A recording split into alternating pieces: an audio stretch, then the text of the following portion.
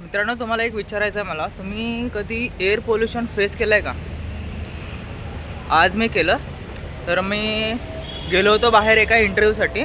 मी ठाणे एरियात राहतो. माझ्या एरियाची जी हवा आहे ना, कंपॅरिझनमध्ये क्लीन आहे. कारण की माझ्या एरियाच्या जवळच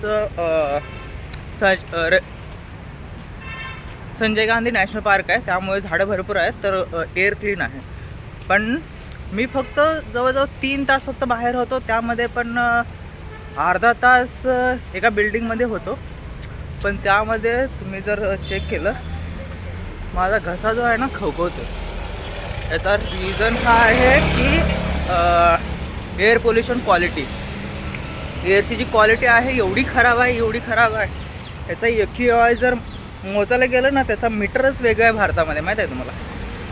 हे जे वेस्टर्न कंट्री आहेत त्यांचा मीटर वेगळा, आणि इंडियावाल्यां बोलतात की आम्ही तो मीटर मानत नाही, आमचा मीटर वेगळा असणार. आणि हे एअर पोल्युशनचं जर डायरेक्ट इम्पॅक्ट पाडायचं असेल ना, हे जे पॉलिटिशियन आहेत, जे आपले रूल्स अँड रेग्युलेशन बनवतात ना, त्या लोकांना 2 ते 3 तास एका ट्रॅफिकवाल्या एरियामध्ये उन्हामध्ये उभं करायला पाहिजे.